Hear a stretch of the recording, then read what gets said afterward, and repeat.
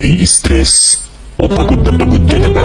Gusto ko lang ipaalala sa'yo na kahit gaano ka ka-stress ngayon, huwag na huwag kang sumuko sa mga pangarap mo. Kailangan mong tandaan parati na magtiwala ka sa progress na nangyayari sa buhay mo. Kahit alam ko na minsan sobrang hirap at sobrang nakakapagod na din talaga. Magtiwala ka sa kakayahan mo. Ang dami mo nang nalagpasan ng mga malalaking problema dati. Ngayon ka pa ba susuko?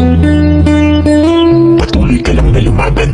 Kung pakiramdam mo ngayon na nahuhuli ka na sa buhay, siguro dahil nakikita mo yung mga kakilala mo o yung mga kaibigan mo, paunti-kunti may na-achieve na sila. Parati mong tandaan na lahat tayo ay may kanya-kanyang timeline sa buhay.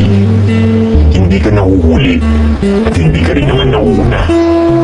Kung nasaan ka man ngayon sa buhay mo, yan ang lesson at experience na kailangan mong pagdaanan ngayon. Lahat tayo ay may sariling kwento sa buhay na